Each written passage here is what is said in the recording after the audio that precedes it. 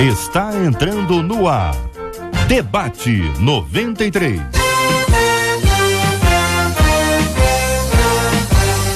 Realização 93 FM. Apresentação J.R. Vargas. Alô, meu irmão. Alô, minha irmã. Já chegou o tio J.R. Estamos de volta, começando aqui mais uma super edição do nosso Debate 93 de hoje, nessa quarta-feira, dia 23 de dezembro de 2015. Que a bênção do Senhor esteja aí sobre a sua vida, sobre a sua casa, sobre a sua família, sobre o seu trabalho. Que a bênção do Senhor esteja com você, onde quer que você vá, onde quer que você esteja. Receba o carinhoso abraço em nome de toda a nossa equipe que já está aqui a postos para te atender, para te receber, para te ouvir. Você liga, você fala com o nosso Debate 93. Fale com o Debate 93. 2461-0093. E-mail debate@radio93.com.br. Facebook Rádio 93 FM. Site www.radio93.com.br. Fale com a 93 pelo WhatsApp 96803-8319. 96803-8319.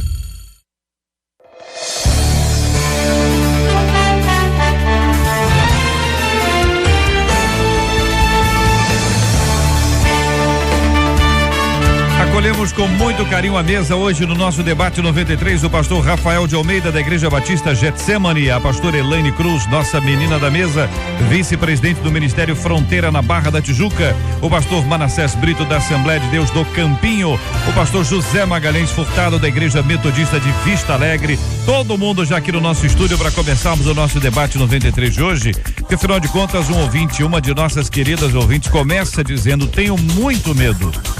É um medo muito grande e inexplicável e capaz de me paralisar. Sei que, como eu, existem muitas pessoas que passam pela mesma coisa. Sinto que sou refém do medo, é o que diz a nossa ouvinte. Sei que Deus disse a Josué para ser corajoso e não temer. Também sei que o Salmo 23 ensina: o Senhor é o meu pastor e nada me faltará. Creio nisso, mas o medo toma conta de mim. Como lidar com os mais diferentes tipos de medo para que eles não paralisem a nossa vida e futuro? O que fazer quando o medo atrapalha até o nosso ministério? Como posso me tornar uma pessoa corajosa? E eu pergunto a você que está acompanhando o nosso Debate 93 de hoje, que participa comigo por telefone, por e-mail, pelo Facebook, pelo WhatsApp. Você tem medo de quê, hein? Você tem medo de quê? É a pergunta, querido ouvinte, que eu faço a você para sua participação aqui no nosso Debate 93 de hoje, sempre muito importante. A nossa pesquisa de hoje está perguntando o seguinte, olha só, a pergunta é muito importante, eu quero também a sua participação na pesquisa de hoje. Você se considera uma pessoa medrosa? Você se considera uma pessoa medrosa? Sua participação, sua opinião, direto aqui no nosso Debate 93 de hoje, sabe por quê? É quente, minha gente. Este é o Debate 93 com J.R. Vargas na 93 FM. Pastora Elaine Cruz, bom dia, seja bem-vinda. A ouvinte diz: tenho muito medo, e esse foi o seu destaque. Bom dia, J.R., bom dia aos debatedores, a todos os queridos ouvintes. Quando a gente fala de medo, a gente está falando de uma emoção que a gente chama de emoção básica. Nós temos algumas emoções básicas como a alegria, a surpresa, o medo, a tristeza, enfim. E quando a gente fala de medo, a gente está falando de algo que é inato, faz parte do nosso instinto de sobrevivência. Então, ter medo de cair, ter medo, a criança pequena, por exemplo, tem medo do escuro, tem medo de ficar sozinha, tem medo de uma figura que alguém ensinou para ela que essa figura é estranha, enfim. Então, a despeito dele ser natural, a despeito dele ser inato, ele também pode ser aprendido e ele também é ensinado. Então, quando tem gente que ensina a criança a ter medo de velho, tem gente que ensina a criança a ter medo de bicho-papão, que a criança não tem a mínima ideia do que é isso, enfim. Mas a verdade é que esses medos primários, o medo do escuro, o medo de ficar sozinho, conforme a gente vai crescendo, eles vão se transformando no medo de sobreviver, o medo, tem gente que tem medo de casar, tem gente que tem medo de trabalhar, tem gente que tem medo de crescer, enfim. Então, o medo faz parte da vida. A gente por exemplo, quando vai para a Bíblia, a gente vê que a primeira descrição de uma emoção foi exatamente o medo depois do pecado, né? Acredito que quando Adão acordou e viu Eva, ele deve ter ficado muito alegre, mas depois do pecado, quando ele peca, Deus procura por ele e diz: olha, eu me escondi porque tive medo. Então, o medo, ele faz parte da questão humana. Agora, é óbvio também que esse medo, quando ele é crescente, quando ele é exagerado, quando ele paralisa, ele deixa de ser um medo normal, o medo de ser assaltado, o medo de ir para um local que a gente não conhece, o medo do desconhecido, o medo do novo, que são situações normais que precisam ser passageiras, e quando elas se tornam constantes e crescentes a ponto de paralisar, como é o caso aqui, ele pode ser patológico, e aí ele pode ser entendido como doença e adquirir, inclusive, outros nomes e nomenclaturas. Pastor José Magalhães Furtado, muito bom dia, querido, seja bem-vindo. Tenho muito medo, é o que diz a nossa querida ouvinte, pastor. Bom dia a todos, bom dia JR, Marcela, colegas da mesa e ouvintes que fazem desse programa um campeão de audiência. Eu concordo que medo é uma atitude, uma reação emocional, né? Faz parte da constituição humana. Medo diante da consciência de um perigo ou da inconsciência, do desconhecido, mas sempre se tem medo de alguém ou de alguma coisa. Eu estranho um pouco ter-se medo sem saber do que, né? E a outra questão que eu acho que justifica escrever, mandar e-mail para o debate para ser ajudada, que é a questão de que o medo tem mudado ao longo do tempo. Por exemplo, nos anos 50, que é o ano em que eu nasci, quando a gente tinha medo, a gente sabia do quê? Por exemplo, mula sem cabeça. Eu aprendi a ter medo de mula sem cabeça. É mesmo, Medo de lobisomem. Medo da loura do não sei o quê. Medo não sei mais do quê, né? Mas o amadurecimento, como disse a pastora, nos leva a, no mínimo, controlar os nossos medos, né? Eu acho também que a nossa ouvinte, ela precisa realmente de ajuda, porque ela adjetiva bastante e também usa o advérbio em várias situações, né? Muito medo, medo muito grande, inexplicável, capaz de paralisar. Então, escreveu para o lugar certo, está no lugar certo para ser ajudado. Você pode resolver seu problema, depende de você. Pastor Rafael de Almeida, bom dia, bem-vindo. Sua opinião sobre esse assunto. Tenho muito medo, diz a nossa ouvinte. Bom dia, JR, bom dia aos ouvintes. A minha primeira preocupação, foi que a pastora Elaine Cruz já mencionou, é que o ouvinte descreve um medo tão grande, tão avassalador de tudo, que eu me preocupo que ela possa estar doente mesmo, algo como a síndrome do pânico. Eu não sou da área de saúde, mas assim, uma pessoa que vive de tal maneira assustada, me parece, pelo menos que pode ser uma pessoa que está emocionalmente doente. E aí é o caso de pedir oração, mas também de procurar terapia.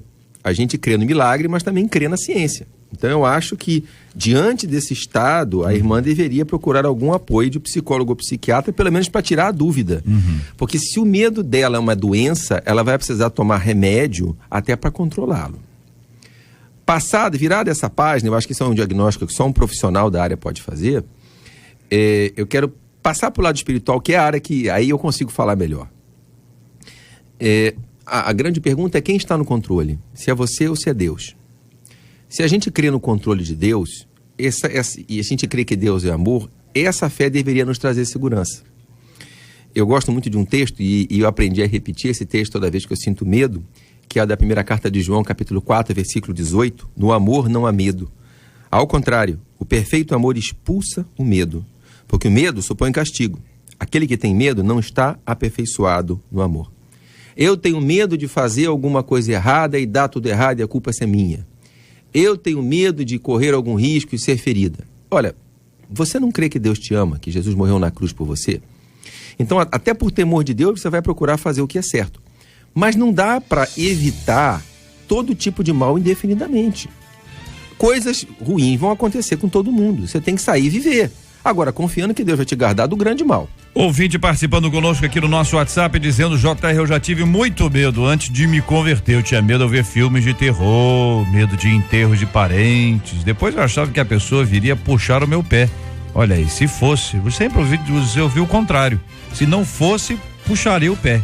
Mas o ouvinte já ouviu outra história, tá vendo? Não conseguia dormir direito. Aí passou um tempo, né? Depois disso eu passei a conhecer mais a palavra do Senhor e os meus medos mudaram.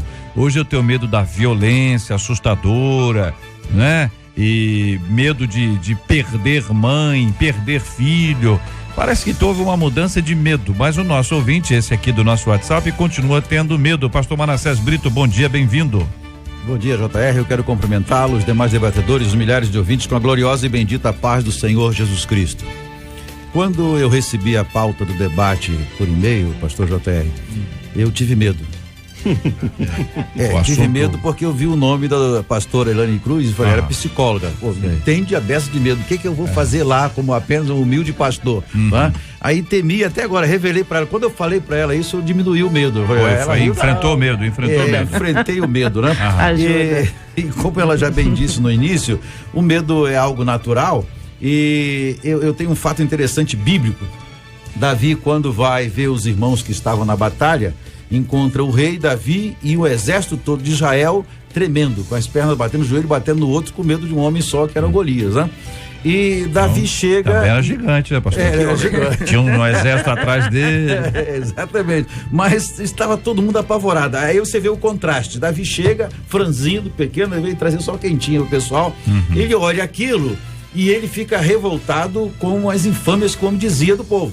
Você vê a atitude diante do medo.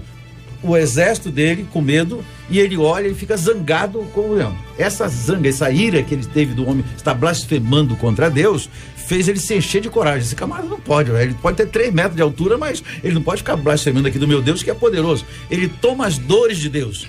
Então, a atitude, o medo é natural, todos nós vamos ter. Naquele momento, Davi não teve medo, por quê? Porque ele levou tudo para o campo da fé. Eu sou pequeno, eu sou franzino, mas eu creio que o Deus que está comigo é poderoso. Então, a ideia que a pessoa faz quando enfrenta a situação de medo, todos nós enfrentamos. A Bíblia, até Abraão teve medo, né? Pai da fé, Abraão teve momentos que teve medo. Então, nós vamos ter medos. A nossa situação, como encarar este medo, depende muito da visão que nós temos de nós mesmos e de nosso Deus. É que tem muita gente que passa uma imagem de que ela é corajosa. E aí as pessoas que têm um certo medo, elas ficam numa situação bem desconfortável, porque olham pro lado e dizem, olha, aquela pessoa ali é corajosa. Às vezes alguém até diz, olha fulano, corajoso, corajosa. E é difícil uma pessoa admitir que tem medo, né? Porque admitir que tem medo parece uma fraqueza. Parece uma fraqueza.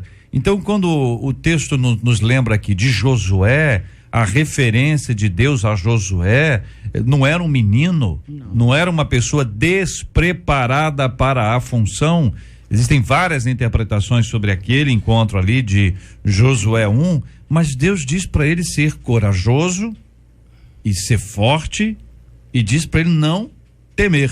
São frases que são palavras de Deus para a vida de Josué, que estava enfrentando o novo. E novo é sempre um negócio diferente, né, Elaine? Novo assusta o crescimento, mudança de colégio, mudança de faixa etária, mudança, às vezes, algumas pessoas têm que mudar de um local para o outro. O medo assusta, traz receio. Josué, naquela ocasião, ele sabia que ele viu todo o sofrimento de Moisés, ele acompanhou, ele conhecia o povo, ele sabia que o peso da responsabilidade sobre ele, é claro que ele estava temendo, por isso que Deus diz, olha, não tema. Mas a verdade é que o medo, esse receio, o receio da crise, o receio de muita gente de ficar desempregado, o receio de perder entes queridos, de ter alguém com uma doença mais séria e tá com medo dessa pessoa morrer, mesmo que a gente saiba que vai para o céu, mas é mais o medo da saudade, do vazio que isso vai restar. Então, esse medo que a gente muitas vezes chama de receio, de apreensão, ele existe, ele é normal. O fator complicatório, volto a dizer, é quando ele começa a ser permanente, avassalador e paralisante. Aí, de fato, nós estamos já entrando numa crise de ansiedade que tem aí os seus vários desmembramentos. Quer ver uma coisa interessante? São fases diferentes da vida de uma pessoa.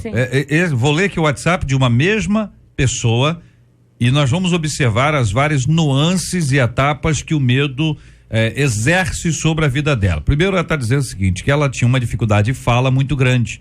Ela tinha medo de se expressar, porque ela tinha dificuldade de fala. E ela conta que Deus a ajudou, Deus a abençoou, ela enfrentou. Uma pessoa que tem dificuldade de fala, começa a falar, é uma vitória extraordinária. Ela enfrentou o medo. E ela conta que hoje ela é ministra de Deus, ela canta, ela louva, etc. Aí, depois disso aí, ela passou a ter uma dificuldade grande com o esposo dela. O esposo dela bebia, que era terrível. Aí ela pediu a Deus que levasse o marido dela, para que ele pudesse gloriar a Deus no céu, entendeu? Já que ele não estava glorificando a Deus aqui. Aí, na sequência disso, o marido dela se converteu. Aí agora está com medo de Deus ouvir a oração anterior dela, porque afinal de contas ela pediu pro marido, tá certo? E agora o marido tá crente e ela, entendeu? Então ela agora tá com medo, tá arrependida e tá com medo da oração que ela fez, quando ela fez, pelo motivo que ela fez, uma vez que agora a história é completamente diferente. Em todos esses aspectos ela está com medo. Então, veja que interessante, desculpa. Veja que interessante, né? Como nós somos, né? Nós não acreditamos em Deus, ou nós achamos que Deus é um menino. Que se a gente falar uma bobagem agora, daqui a 100 anos, 200 anos, 300 anos, ele vai estar ainda lembrando disso. Eu volto a caminhar junto com os demais debatedores para os caminhos ou soluções desse conflito. Então, volto a uma frase de Sócrates, né? Uma citação, a frase não é dele, mas é uma citação interessante que estava no Teatro de Apolo. Conhece-te a ti mesmo. Conhecer a gente mesmo, nós não somos iguais a todo mundo. O sujeito pode ser um caminhão de Fortaleza e eu não ser caminhão de Fortaleza. Mas eu me conhecer já é parte do tratamento, já é parte da compreensão. Pode ser que eu jamais tenha uma fé de Moisés, de Abraão, de Elias, mas eu preciso ter alguma fé. Então, eu querer uma fé desse tamanho, sem ter condição, também é um fator que vai me deixar desmotivado e ansioso e etc. Então, conhecer a nós mesmos, as nossas debilidades, e o conhecer na Bíblia, né, o texto bíblico, a definição de conhecer é ter intimidade, né, intimidade profunda. Então, precisamos ter intimidade profunda conosco e, em segundo lugar, conhecer a Deus. Conhecer a Deus é o princípio da resposta. Sentir medo é, desculpa usar uma expressão forte, mas você tem que usar. Sentir medo é sinal de que você não é idiota. Porque assim, só uma pessoa irresponsável, imatura, infantil, não tem medo. Você pode correr o risco de morrer, você corre o risco de morrer, de fazer besteira, de perder o teu casamento, de perder o emprego. Então você tem que ter medo, sim. O medo é um freio, né? Para você dizer, corro perigo. Sobrevivência. Isso. Então assim, o medo é parte importante da sua personalidade. Agora, você tem que controlar o teu medo. Assim como tem que controlar o seu apetite, assim como tem que controlar o seu sono, assim como tem que controlar a sua paixão. Então, ter medo é normal. Deixar o medo te controlar é que é perigoso. Pois é, mas a ouvinte, pastor, como eu li agora há pouco, o ouvinte disse que ela tinha medo de falar e tem uma vitória extraordinária. A pessoa tinha problema de fala, agora ela fala e fala muito bem. Não. A segunda coisa, ela faz uma oração pedindo para Deus levar o esposo dela, chegar lá. Não é porque ele bebe. Aí o marido olha bem, olha, você pensa, pastor, na situação, olha que situação. Né? Se Deus ouvisse todas as nossas orações, nós estamos mal. Mas você imagina bem se ela chega para ele e diz assim, olha meu amor, eu te amo, né? Aquela noite e tal, ensolarada, ela disse para ele assim, eu te amo, mas eu preciso pedir perdão, porque eu pedi a Deus para te levar. Você imagina bem se ela chega a falar um negócio desse pro marido? Que na maioria dos casos pode dizer assim, meu amor, mas foi um ato falho, um momento de dificuldade que você teve, qualquer coisa, ou ele pode pegar, guardar isso aí E na hora da chuva, chegar e dizer pra você que queria a minha morte. Olha que situação, pastor Rafael. É esquisito de Deus. Assim, a gente está vivendo uma igreja de novos crentes, eu acho que o nosso conhecimento bíblico ainda é muito raso, de maneira geral. Com certeza. Quer dizer, Deus não é um espírito, desculpa, não é um Exu que possa ser encantado ou comprado com presentes. Deus não faz aquilo que é injusto porque você pediu. Isso aí. Assim, eu não vi a base bíblica, irmã, para você orar e pedir a morte do seu marido. Não tem. Assim, você não tem coragem de se divorciar porque acha que divórcio é pecado, mas tem coragem de pedir pro seu marido morrer. E você acha que isso não é pecado? Assassinato. Pois é, então assim, Sim. é isso que eu estou falando. É um entendimento errado de Deus. Quer dizer, é lógico que uma pessoa que tem autoridade espiritual numa situação específica, como Pedro com Ananias e Safira, pode sim dar uma sentença de morte sobre alguém, mas ele sabia o que estava fazendo. Claro. Pedro não era um menino. Quer dizer, é diferente. Quer dizer, eu vou orar para meu vizinho morrer. É uma oração que Deus não vai atender e ainda pode trazer juízo sobre a tua vida. Eu acho que você tinha que se preocupar mais contigo do que com teu marido. Deixa eu acrescentar uma coisa. Jesus falou que quem odeia o seu irmão é assassino. Eu só Então, acho assim, que ela tem que ficar, você tem que ficar em paz. Eu acho que tem que agradecer a Deus. Pastor, né? ela tem que primeiro pedir perdão a Deus por ter feito essa oração. Sim, nesse sentido, pedir perdão e agradecer a Deus porque ele não ouviu, porque ele não vai ouvir e mesmo. a solução é o seguinte: se seu marido é tão ruim assim, peça a Deus para ele se converter. Olha. Ele já se ou ore pra converteu. se separar, porque assim, Mas veja, verdade. gente, olha só. para ele morrer Vamos não é a orar o outro solução. lado da coisa. Veja, na realidade, Deus atendeu a oração dela. Nós não consideramos que a pessoa morre para o mundo quando você se decide por Cristo. Então, Deus fez exatamente o que ela queria. Morreu o velho homem e nasceu um novo homem. Agora, Amém. pastor Manassés, qualquer pessoa que já tenha feito em algum momento de uma crise conjugal uma oração assim, tá certo? Essa ouvindo é a única, não. Não, claro que não. Muita gente ouvindo a gente. Verdade. A gente vê isso tanto. Tá certo? Aí, vamos lá, acontece uma tragédia, tá certo? E a pessoa morre. Tragédia. Aconteceria orando ou não orando, já estava no plano de Deus, a pessoa se culpa. Olha bem, e vocês estão trazendo à luz aqui uma coisa que Deus não ouve orações deste tipo. Não.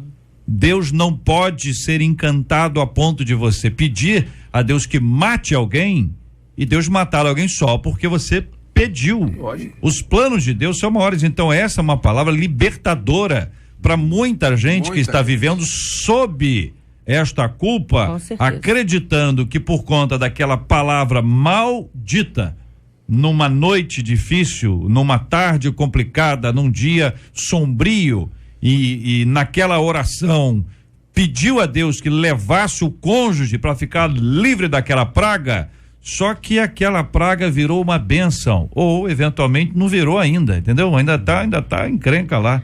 Mas não são 10 não, tem entendeu? gente que pede, inclusive, para que Deus leve filho, para que leve pai, para que leve mãe, e a Bíblia diz que Deus tem a soma dos nossos dias e ponto, é Ele que decreta a vida e a morte está nas mãos dele, e a gente não tem, é o tipo de oração, como disse aqui, que Deus não ouve, a não ser que Ele tenha decretado, que é o caso de Pedro, é uma situação completamente diferente. Agora, Deus não ouve esse tipo de coisa, a gente não tem que ficar preocupado com isso. Agora, quem já fez exatamente isso que já foi dito aqui, ajoelha, pede perdão a Deus. Tem coisas que a gente faz quando criança e depois a gente percebe que quando cresce que não era bem assim, é a mesma coisa, não entendia espiritualmente isso, já que entendeu, pede perdão, segue com a vida, sem culpa. E se houve uma situação do tipo, mas Deus me respondeu ali, não, já estava previsto, a soma dos dias já tinha chegado, e a gente tem que crer nisso, nesse Deus, exatamente isso, que não é injusto, ele não vai negar a si mesmo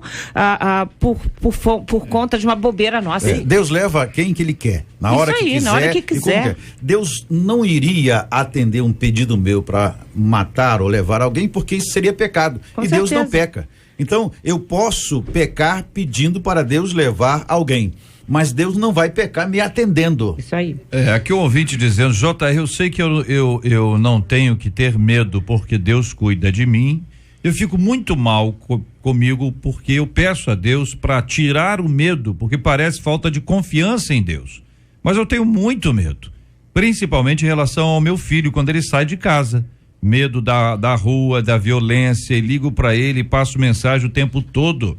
Também tenho medo do futuro dele, pois tem depressão e apesar de se tratar, ele me preocupa muito.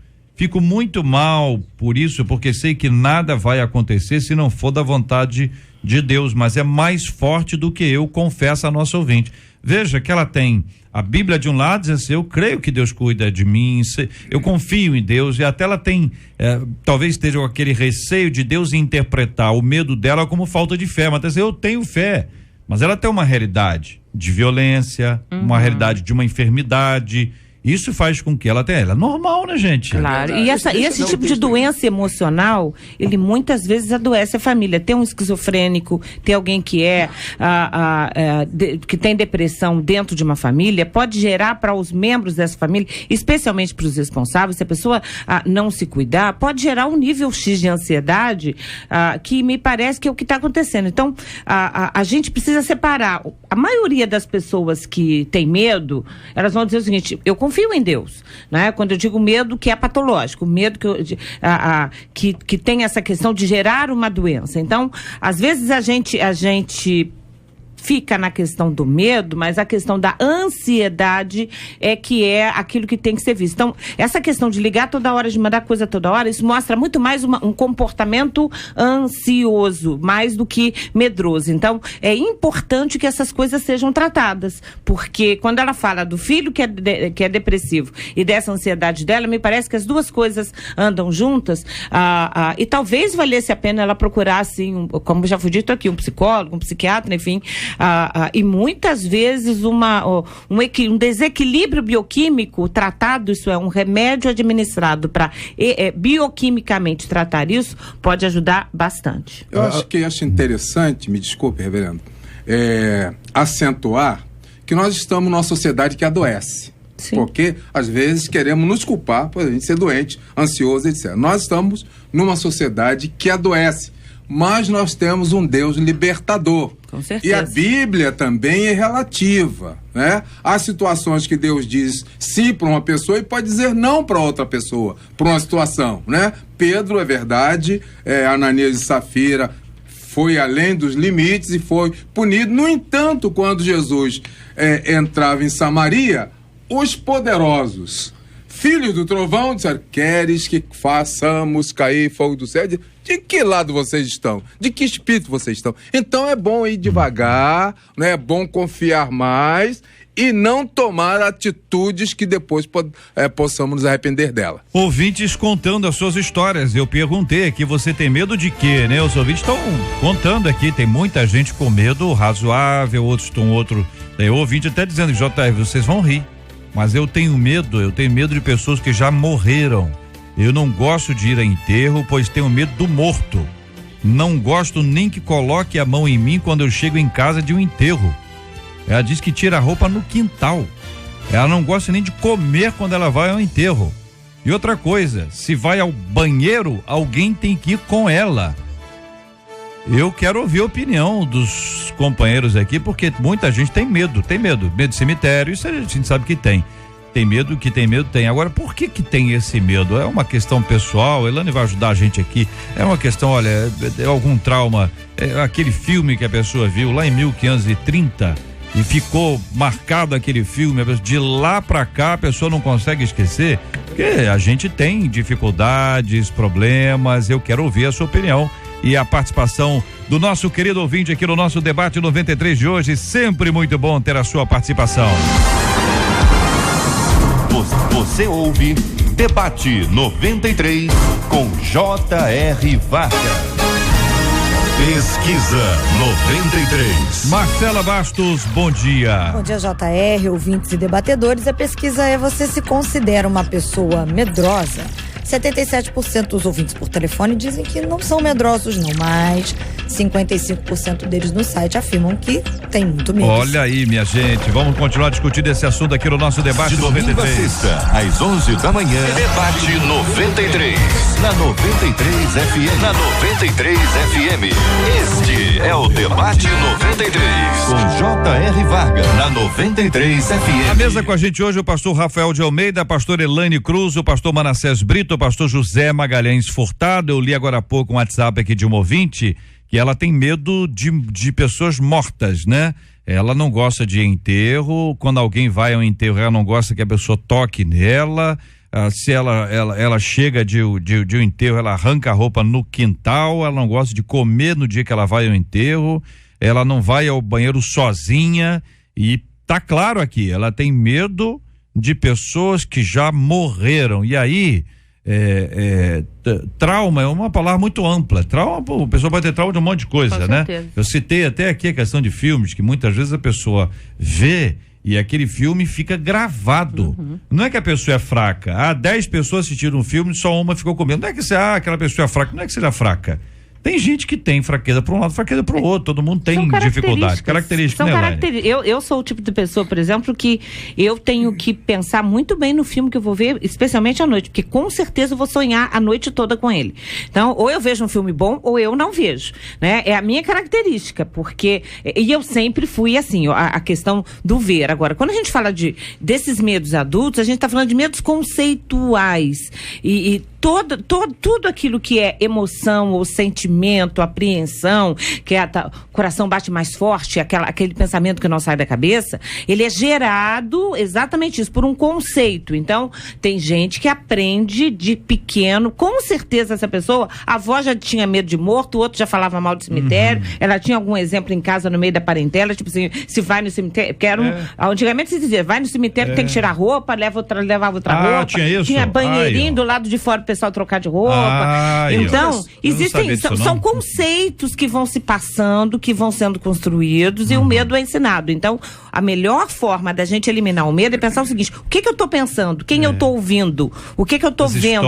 Tem gente que passa o dia inteiro só vendo notícia ruim. E a Bíblia diz claramente que a homem isso é dado, morreram a sua vez, depois disso vem o juízo. Isso que eu queria dizer, JR. Nós somos uma igreja jovem, que muita gente veio de uma sociedade que é uma forte influência espírita, que crê na volta dos mortos, em assombração. Mesmo quando o Brasil era católico, majoritariamente essa influência ainda existia. A gente entra para a igreja e eu acho que um pouquinho de faltar de estudar a Bíblia, frequentar a escola bíblica dominical, aprender a palavra de Deus e entender o seguinte: os mortos não voltam. Os mortos vão para junto de Deus ou vão para o inferno. Quem se manifesta são demônios, e maior é o que está em nós do que o que está no mundo. Se aparece uma assombração, você tem que mandar ela embora em nome de Jesus, ela tem que ir, porque é demônio, não é morto. A higiene, quando você sai do cemitério, é positiva, porque lá é um lugar em que os corpos estão em decomposição, onde há enfermidade. Então lavar a roupa, limpar os sapatos, por uma questão de asepsia, é bom.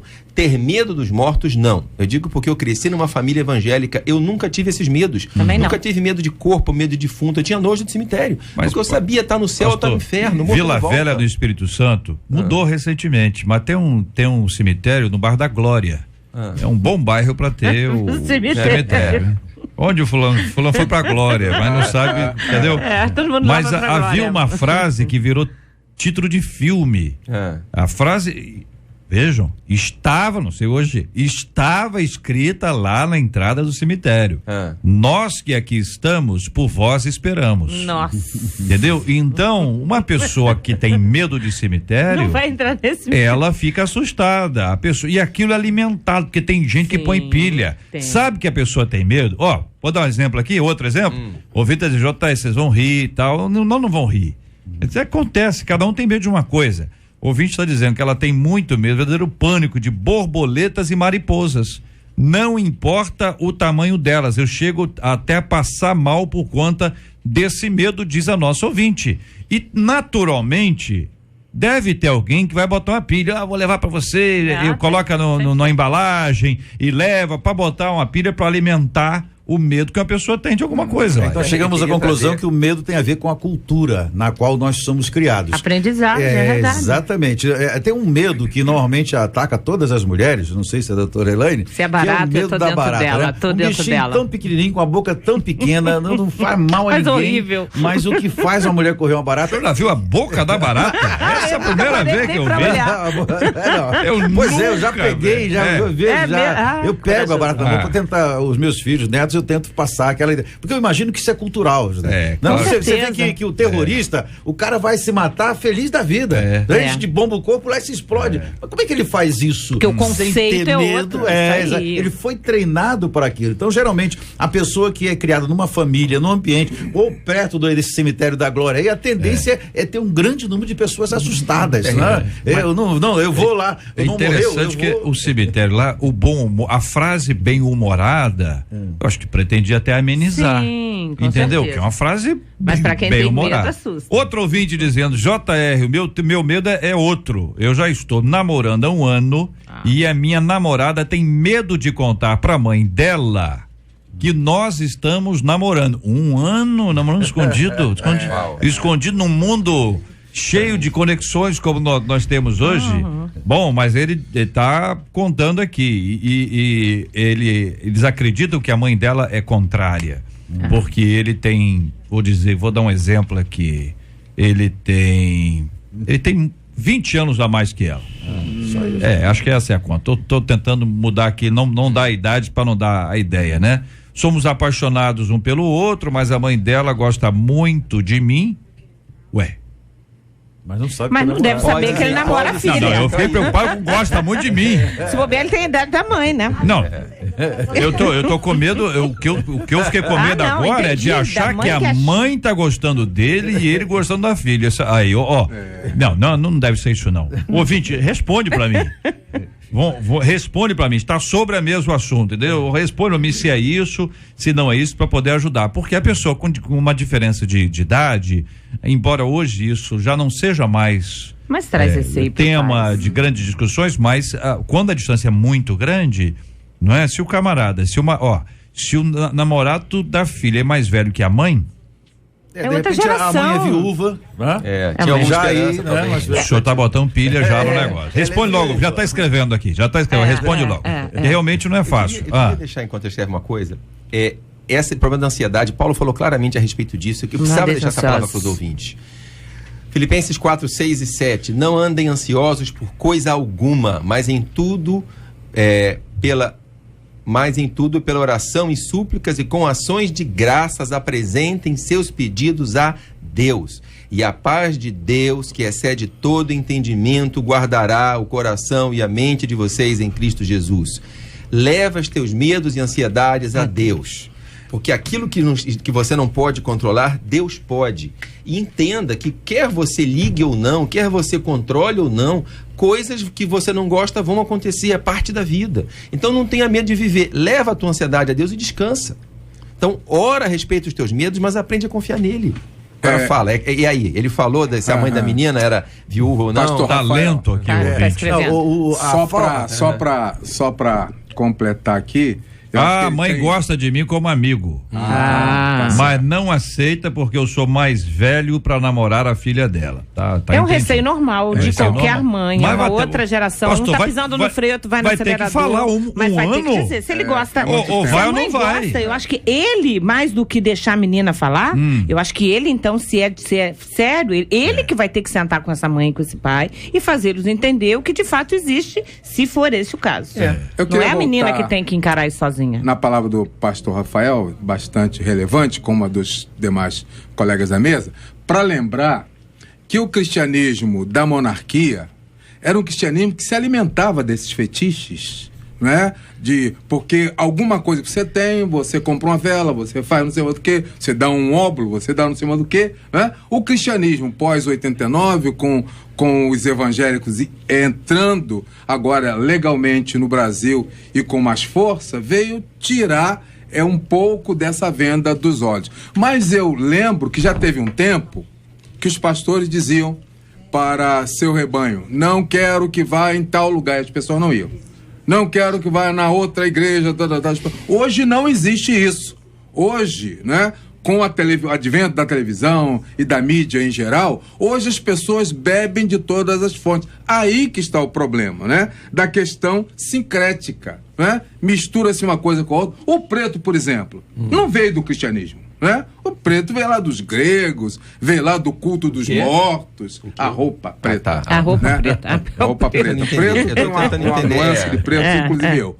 Mas Então, essas fábulas alcançaram por muito tempo território frágil, né? E agora essa igreja mais madura está correndo atrás do prejuízo, com a dificuldade de competir com a mídia, com a dificuldade de competir com ensinos que nada tem de cristãos, né? Proselitismo, nada mais do que isso, né? Então ficamos nós aqui, certamente milhares de outros pastores bem intencionados querendo ajudar as suas ovelhas, que não tem somente a nossa fonte de informação, tem muitas outras. E a verdade é que quantidade de informação não significam conceitos corretos. Tem muita gente que vai procurar, por exemplo, Dr. Google algumas coisas e tem tanta mentira, né, em muitos artigos, e a pessoa fica sem saber de fato definir. Então, a leitura da Bíblia é fundamental. Né? A leitura porque o nosso livro de fé, de referência, é a Bíblia.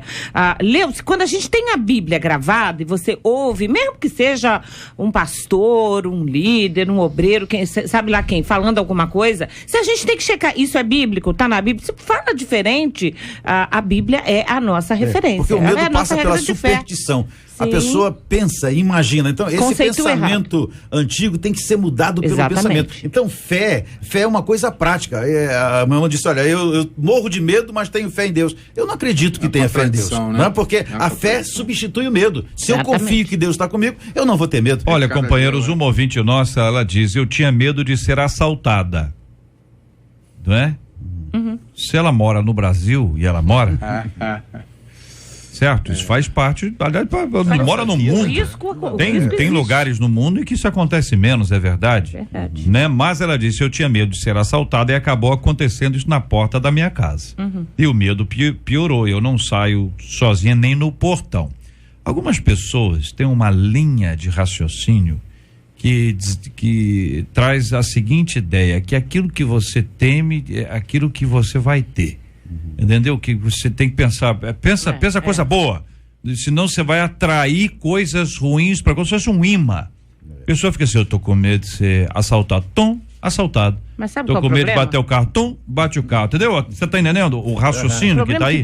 Quem tem medo de ser assaltado, lê sobre tudo que é assalto. Se você conversa com essa pessoa, ela sabe exatamente quantos assaltos aconteceram na rua, no bairro, na cidade, no estado, no mundo, porque muitas vezes esse medo, quando ele é específico e compulsório, ele faz com que a pessoa vá buscar informação. Por exemplo, quem tem medo de viajar de avião, você conversa com essa pessoa e ela vai dizer, não, mas olha, caiu um avião aqui, caiu um avião lá, morreram tantos de avião. Ela sabe toda a estatística e esse muitas vezes é o ponto crucial. Nesse caso não é porque eu tive medo e aconteceu. A gente mora no Brasil, pode acontecer, mas alimentar o medo é o contrário de deixar esses medos diante de Deus. É guardar o medo. Se eu guardo esse medo, se eu alimento esse medo, se eu não trato esse medo, seja biblicamente, seja com remédio, seja com uma terapia, se eu não trato o medo, porque tem que ser tratado. Se eu não trato esse medo, negócio de atrair. Não tem, não existe isso de atrair. Eu acho que o grande perigo é outro. O problema do medo fora de controle é que ele te paralisa diante do perigo. Com certeza. Uma vez eu estava atravessando na rua com uma amiga e um motorista desses loucos começou a jogar o carro em nossa direção. Ela ficou assustada, quase paralisou. Eu puxei, né? E saí na velocidade seguinte, consegui me esquivar. O cara jogou o carro em cima da gente. Ela falou, você não ficou com medo? Eu fiquei. Mas teve ação. Né? Por exemplo... Mas não paralisou. Pois é. Quer dizer, você está no meio de um tiroteio. Se a pessoa tem muito medo de morrer de tiro, ela vai ficar paralisada, alvo fácil. Se ela tem sangue frio, ela vai procurar uma cobertura, ela vai tentar sair, né? Então, o que eu quero chegar? O problema de você deixar o medo te paralisar é que quando você se vê diante de um perigo, você vai ficar sem ação. Então, volto a dizer, o medo é importante, contanto que ele não te paralise. E assim, vamos combinar, a gente mora no Rio de Janeiro. Tem perigo de bala perdida, tá certo? Então você não vai se expor aonde há perigo excessivo, mas vai confiar em Deus nos outros lugares. Ouvinte dizendo, eu tinha um medo enorme de sair de casa, só por saber que quando eu saía de casa as pessoas iriam me olhar. Eu não sou feia, porém era um medo incontrolável. Quando eu pegava ônibus, eu tinha pavor, especialmente na hora de sair. A sensação que eu tinha que era a pessoa me olhava e estava encontrando defeito em mim, até que eu decidi sarar. Eu dei um basta nessa prisão, me aceitei do jeito que eu sou, aprendi a me amar, agora eu sou bem mais feliz e livre. Compartilha nosso ouvinte, graças a Deus, compartilha ela. Outro ouvinte dizendo: esse debate parece para mim. Vejo o medo como uma barreira que me afasta e me impede de alcançar o meu objetivo. Estou atenta ao debate, pois não quero mais carregar esse fardo.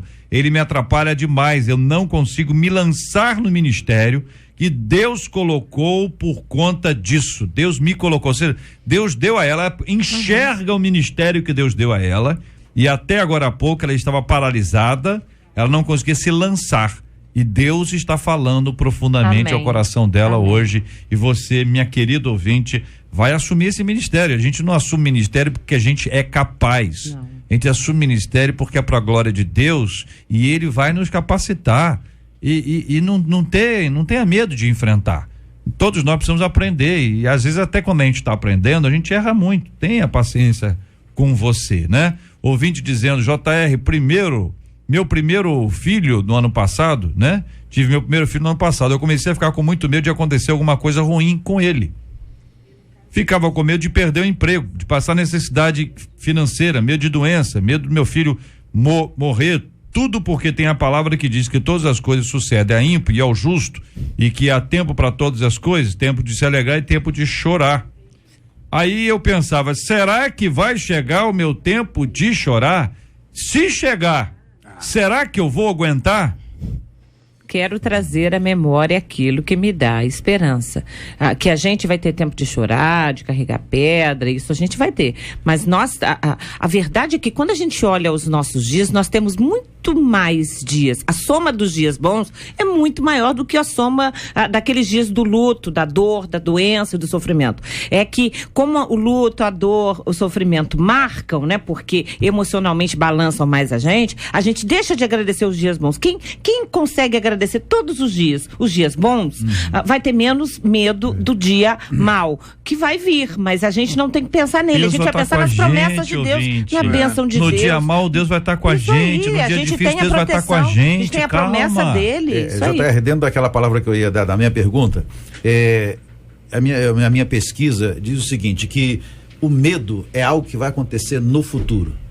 A maioria, 90% dos medrosos imaginam situações desastrosas que vão acontecer. Não aconteceu ainda, né? O medroso, ele imagina o que vai acontecer. Então, uma forma da pessoa se manter dentro da realidade é ver o que está acontecendo agora. Quer dizer, se eu for ali, vai cair a pedra. Mas eu não caí, não fui ainda, né? Então, vir para o presente, a situação que está se vivendo, orar, confiar no Senhor, porque o medo é algo do futuro. E segundo, é possível classificar os tipos de medos. Eu tenho medo 1, 2, 3, 4, né? E trabalhar dentro daquele limite que eu consigo resistir. O medo pequeno, viu? Eu estava dizendo que o medo é algo que vai acontecer no futuro, né? Muito bem. Classificação do medo. Terceiro, não deixar de fazer o que você está fazendo, não se paralisar pelo medo. Então, uma forma de resistir. Vai acontecer alguma coisa. Não, eu vou continuar trabalhando. Não aconteceu ainda. E você vai prosseguindo, e é mais o cristão orando e confiando no Senhor que a vitória vai vir. Andando no barco, e permita que o medo reapareça. O medo vai reaparecer algumas vezes e você se prepara para ele. Mas interessante. Não, só para dizer que os medos são variados, né? Uma avózinha tá contando que um dos netinhos dela, de 10 aninhos, ele tem medo de chuva.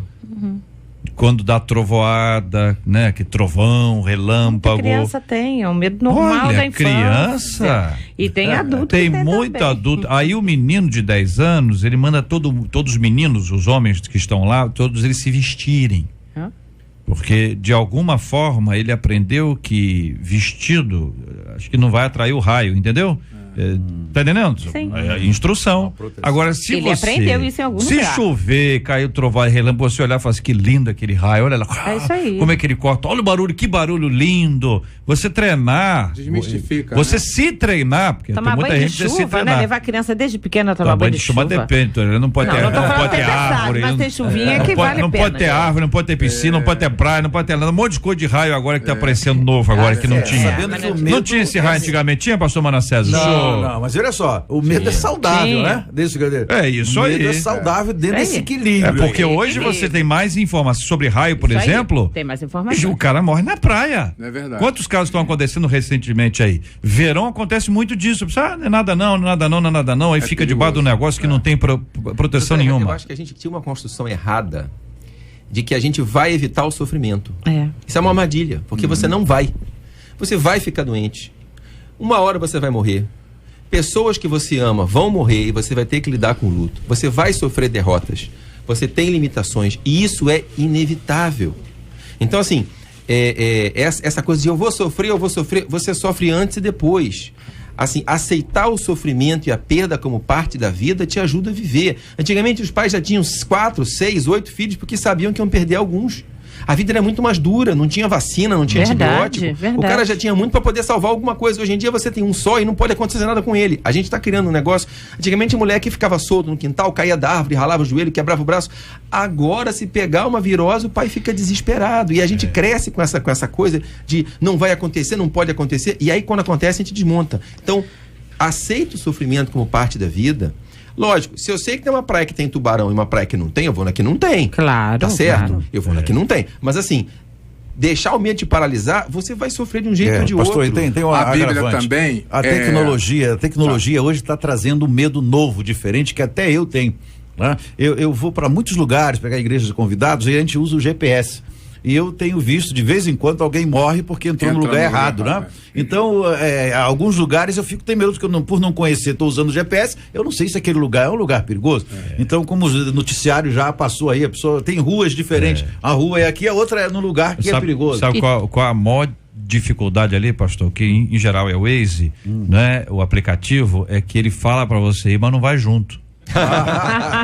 Eu uso hoje, sabia? Entendeu? Ele fala pra você ir, mas não vai junto não, ele vai vir à direita, aí você pergunta, cadê você? Já fui. Fiquei lá na rua principal. Uma coisa interessante, só para não deixar de pontuar, é que a Bíblia não diz que ninguém tinha medo. Por exemplo, Elias era uma pessoa como nós. É bom destacar isso, né? Davi, apesar de criança, teve medo. Para enfrentar um gigante, ele teve medo, mas ele superou. E outros, né? O valente e o medroso são a mesma pessoa em situações diferentes. A diferença que se deu são com as atitudes. Eu tenho medo, mas isso não impede eu tomar uma atitude. E nós hoje, apesar do medo, apesar da violência, apesar de tudo que nos cerca, precisamos nos diferenciar pela atitude que nós tomamos. Então, vejamos, nós temos aqui uma série de coisas, são culturais, não é? Que podem resolver ou não. Quanta gente teve medo aí, vocês não são todos bem jovens, né? Mas de tomar leite com manga? Leite com manga à noite. E não sei o que lá à noite. Isso. Entendeu? Que era a morte certa. Era entendeu? Para embarcar alguém era só dar o negócio que a pessoa embarcava. Tem certas coisas que a gente faz e que as coisas mudam, certo? As coisas mudaram. Sim. Tem certas circunstâncias realmente difíceis. Uma pessoa que tem uma enfermidade na família, ela fica com muito medo da enfermidade. Mas o grande ponto é o seguinte: medo todo mundo tem. Medo todo mundo tem em diferente escala e de diferentes coisas, e algumas coisas iguais e outras não, mas nós temos Deus, nós confiamos em Deus e mais do que nós pertencemos a Deus. Então acho que uma divisão maravilhosa que deve ser feita é o seguinte: você pertence a Deus? Porque se você pertence a Deus, Ele cuida de você, não é Deus te pertence. A gente fala assim, meu Deus, dá até a impressão que o Deus é meu, mas é meu Deus no sentido que eu sou dele, né? Que eu pertenço a ele, que eu sirvo a ele. Isso traz para o coração dos nossos ouvintes uma coisa muito boa. Eu fiquei muito alegre quando li aqui uma opinião de uma ouvinte, ela está em Olaria acompanhando a gente, ela diz: JR, às vezes eu tenho medo, mas analisando a minha vida, vejo que fui criada sozinha, de casa em casa, lutei muito para criar a minha filha, eu sou até muito corajosa. Amém. Diz a ouvinte. Eu tenho a impressão que a maioria dos nossos ouvintes, ao analisar a sua vida, perceberá que, na verdade, de fato, há muito mais coragem do que medo nessa história. Que Deus abençoe demais a sua vida, continue a confiar firme no Senhor. Na 93 FM, J.R. Vargas e o Debate 93. Pesquisa 93. Se você se considera uma pessoa medrosa, 59% dos ouvintes por telefone disseram que não. 52% deles no site disseram que sim. Muito obrigado, ouvinte amado, pela sua participação no nosso debate 93 de hoje. Sempre muito bom ter a sua participação com a gente aqui no nosso debate 93. Estamos juntos no Debate 93. Ouvinte dizendo que mais ouvimos nesse tempo é gente desejando que o espírito natalino nos envolva. Nesse período, as pessoas de fato ficam menos interesseiras, individualistas, ou é apenas algo que foi criado no imaginário popular? Interesseiro é porque a pessoa está recebendo presente. O pessoal está querendo presente, hein? Qual o segredo para uma vida de amor real ao próximo? Como viver as verdades do Natal na prática? Será que nós cristãos estamos de alguma maneira sendo omissos e por isso os princípios de bondade são esquecidos ao longo do ano? O que fazer para que amor e generosidade sejam práticas nossas, mesmo quando somos perseguidos? Como viver livre de um capitalismo que nos empurra e nos faz querer viver sempre na expectativa de ter ou receber algo? Quero a sua opinião no nosso debate 93 de amanhã. Esses e outros assuntos estarão amanhã, se Deus quiser, a partir das 11 horas da manhã, em mais uma super edição do nosso debate 93. Pastor Rafael, obrigado, Feliz Natal. Obrigado, JR, Feliz Natal a todos, um grande abraço para os meus irmãos da Igreja Batista Getsemane, Olaria, para os colegas da Convenção Batista Nacional, para a Rebeca, para o Daniel e para a Jaqueline, minha esposa. Maravilha, muito obrigado, doutora pastora Elaine Cruz. Obrigada, JR. Um Feliz Natal a todos os ouvintes que acompanham a gente aí há tanto tempo. Feliz Natal também para todos ali do Fronteira e para minha família, que esse ano está todo mundo reunido. Meu filho que mora nos Estados Unidos está, enfim, para todos aqueles que amam a Deus e que acreditam e confiam nele. Maravilha, pastor Manassés Brito, obrigado, querido, Deus abençoe, ótimo Natal, pastor. Para você também, para toda a igreja, e eu quero dizer, JR, que eu superei o medo da doutora Elaine Cruz, e eu quero deixar para os nossos amigos aqui, Isaías 40, 29 a 31. Amém. Então, que Deus abençoe a todos em nome de Jesus. Maravilha, muito obrigado, pastor José Magalhães Furtado, ótimo Natal, meu irmãozão. Obrigado, meus cumprimentos à mesa, à rádio, ao Ulisses Magalhães, meu filho, pastor e pastora Jordânia, que estão vindo de São Paulo para o Rio de Janeiro, a Igreja Metodista de Vista Alegre, a Igreja Metodista de Coelho da Rocha, a meu distrito da Penha, meu futuro distrito de São João do Meriti, minha querida família e amigos em geral. Em nome de Jesus. Maravilha, muito obrigado aqui, registrando a presença do meu querido amigo Almir aqui no nosso estúdio da 93 FM e dizer que vem aí para o Pediu Tocou de hoje, a partir do meio-dia, o premiado Fabiano, que honra a todos nós da 93 FM com a sua competência, com a sua habilidade, com o seu carisma e a sua voz que encanta todos os nossos ouvintes e deixa cada colega orgulhoso de trabalhar com uma pessoa premiada como o nosso querido Fabiano, já a partir do meio-dia aqui na 93 FM. Vamos orar juntos? Vamos orar, vamos pedir o pastor Manassés para orar conosco, vamos apresentar o tema de hoje diante de Deus em oração.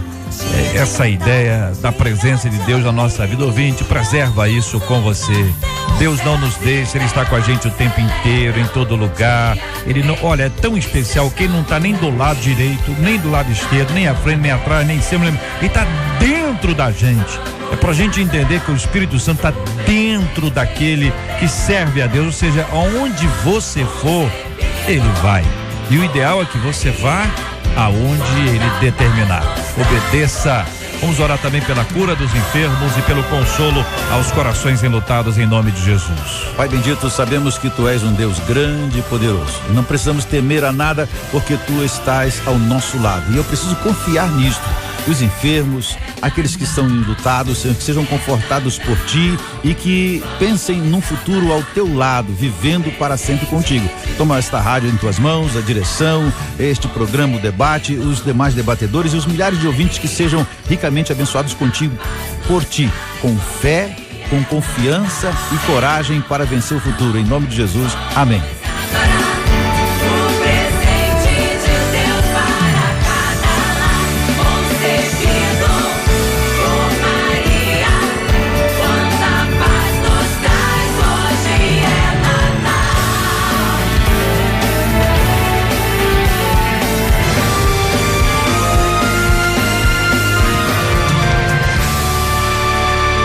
E abençoe.